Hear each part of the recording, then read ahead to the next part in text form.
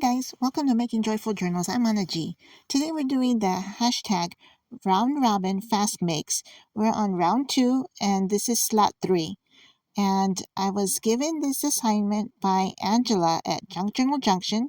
This is a series that's a creative series where there is 6 of us currently. I guess you could call us players, 6 players, and we're going to do 3 rounds of where we make a project based on the previous players' request. I guess they give you 3 things to work on or 3 different items to use, and you just create something. And it's usually something that's in your stash or that's something that's readily available on your desk. So the 3 things that I was assigned to use were doilies and numbers and some kind of markings with marker or pen or pencil or what have you. So I'm pulling out my pens. I've got some numbers here. That one piece of paper that looks like scrapbooking paper is actually a digital, and it had numbers on it. And in all honesty, I had already made my project, but none of it got recorded. So we're going to do this again, and it's going to take me in a whole different direction here. But we'll see how it goes. Now, there's 6 ladies that are currently involved with this series, and it is, I'm not going to even name all the names, but each one of the contributors or players in this round robin, hashtag round robin fast makes creative series is listed in the description box. And so once I finish my project here, I will assign a new person and they'll be in charge of making something just real quick, anything that's paper related, junk journal related, anything like that.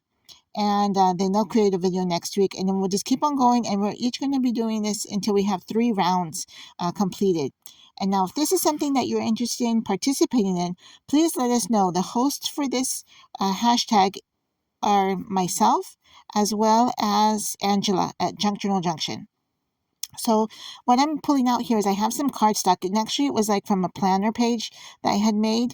I'm actually originally from the planner world, and I actually made usually I would make my own planners because I'm always been a DIY type of person. So I thought I would see someone make some kind of planner page or something for their happy planner. I thought I'm going to make it myself. So that's where that piece of paper came from. I like to use cardstock when I make planner pages. And so I took up an old planner page, folded it in half, and it made it very stiff. And I'm going to take some dictionary page, which a few years ago I found this awesome deal of an old, it was like, I want to say it was like from 1969 or 1970, a dictionary, and it was only $1. And I probably have not used more than 20 pages of it, and it's probably over 500 pages deep, so in length, the number of pages in the book itself. So I've got a ways to go. So whenever I can, I try to use some book page or dictionary page. And see here, I'm just putting this on here, and I'm going to slap it down on there. So I'll let you continue watching. Now, as I was mentioning earlier, we're the hosts of this, Angela and myself are hosts for this series. And if you're interested in participating, just send us an email. Our emails are in our respective channels, and just send us an email. If I can remember, I'll put the information as well in the description box to make it easier for you. And all you would have to do is just create something. We'll throw you in our mix and have someone assign you 3 different things to make something. It can be a tag, it can be a journal card, it can be a collage. It can be anything that either you're currently working on and it just happens to be using the 3 things that you're requested to use. It's totally up to you. So now these are some tickets. These were also digitals that I had found, and they were tickets that had numbers on them. So I thought I'm going to throw this as part of my collage. And this wasn't my original intention, but I thought, well, let me take a look at my book that has all of my die cuts, my fussy cuts, some of the smaller digitals I have cut out, and then of course I have like a sentiment there as well. And I found these little doily templates, the dies itself, the metal dies on AliExpress, and I thought they were going to be a lot bigger than what they came out. But these are small, right? They're only like 2 inches in diameter, if that much. If they are 2 inches, they might be like 1 3/4, something to that effect. And I actually like them because they look really cute here on these different collages. And so I consider them mini doilies. So I'm going to pull out my liquid glue. I only had my stick glue, so let me get my liquid glue. And see there in the corner, I'm going to put some down.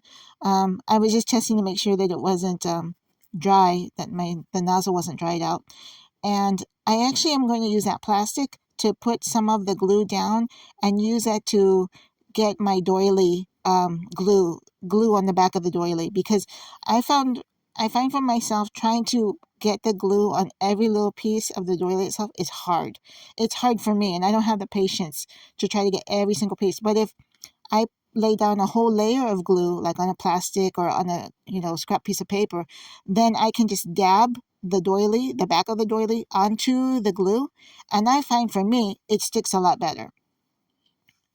If you have suggestions on another way of gluing intricate pieces, I would really like to hear about it, because gluing is not an easy task, and I tend to get glue everywhere and anywhere. I've gotten it on my clothes. Sometimes I have it on the back of my hands because I just wipe off any excessive glue off the back of my hand because I forget to bring a paper towel or what have you. So yeah, gluing is sometimes a difficult part, but it's part of the project is using glue. So, if you're gonna paper craft, you gotta have glue. And of course, I know everyone has their favorites. And I've been using this Tombow glue quite a bit. I really like it. And then even the empty container, I will reuse the empty container because it's got a really nice thin nozzle. See, here I am using that glue, that method of just putting the glue on the back of the doily and trying not to just use a tiny nozzle to get around like every single intricate piece of the doily itself. And I've done that a lot with the more intricate cut pieces, the die cuts. Okay, I think this is coming along. This seems to be like a pink and red accented piece here. So I hope everyone is doing well. I'm hoping everyone had a wonderful, if you're in the area where you celebrate Thanksgiving, that you had a nice holiday. And I want to say that our Thanksgiving dinner was a success. Didn't have any major problems. The turkey came out great. All of the fixings, all of the stuffing, it was all awesome. And I'm hoping that everyone who cooked dinner had an enjoyable experience, and anybody who went out for dinner enjoyed that as well. And it wasn't just the food, it's the getting together with others and just enjoying and being thankful for the friendships, for the family, and for the love that we get from each other, and of course from God's love. So that's why on here I've got a little saying that says rejoice always. It kind of fits in with being thankful and being joyful. So I'm going to add, and this little piece got stuck on my finger, so I thought, let's just add it on there. It wants to be part of my project. So we're going to put that down there too. And in addition, since it's December now, can you believe it's already December? It's the last month of the year.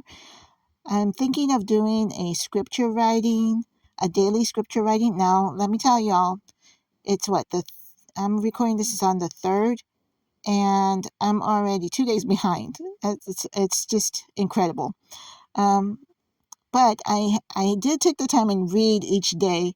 I just have not written them out and put them in my book. In fact, I'm still trying to piece together what book I'm going to use to do all my scripture writing, and it may just end up being a spiral notebook. A spiral notebook. We'll see.